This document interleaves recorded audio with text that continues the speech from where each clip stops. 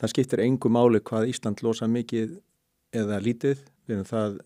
Við losun okkar 0,01% af losun heimsins og ef við myndum hætta að losa á morgun og aldrei losa meir, þá gæti það ekki haft neinn mælanlega áhrif á loftslagið. Og þessi kostnaður og gjöld sem eru lögð til dæmis á eldsneyti, á losun skipa og flugvéla, hækkar allt vöruverð til landsins og það hækkar þá vísitölu neysluverðs og þá við hvert 1% hækkunar á þessari neysluvísitölu, þá hækkar skuldir heimilunum 20 milljarða, eitthvað nálega 20 milljörðum. 1% hækkun, 20 milljörðum fátækari þeir sem hafa tekið lán verðtryggt, sem eru unga fólkið, sem eru að koma með sér húsi. Þá kemur kannski annari spurningu, hvort það sé rétt að koltvísýringurinn sé að valda hlýnuninni.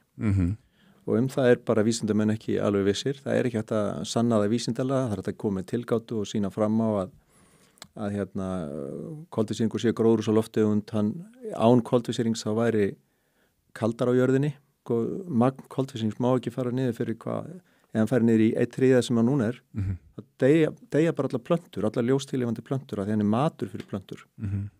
Og þessu aukning og koltvísýringi sem við gerst síðan á iðnbyltingu, hann leitt þess að jörðin að grænka. Allar plöntur fá meira að borða og eyðimerkur minnka, gróður kemst hærra upp í fjöll. Þannig að það jákvætt af einhverju leyti að auka koltvísýringinn. Þetta mjög óheppilegt að stjórnvöld sé að velja eitthvað ákveðna niðurstöð til styrkja.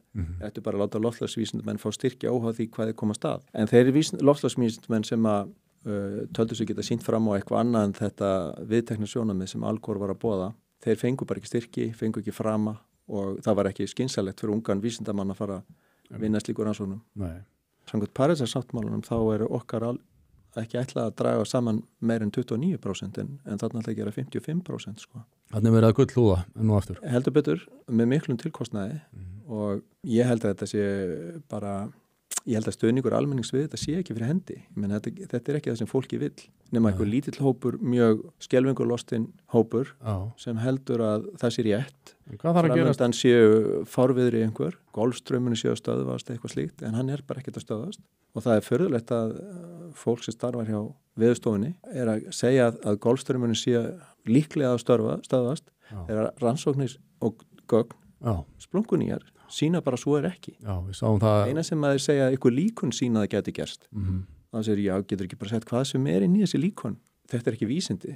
Þetta bara einhvers konar áróður til þess að viðhalda styrkjum, til þess að halda áfram þessu starfi. Ég held að þetta sé orðið algjörlega að fara að nærast á sjálfu sér.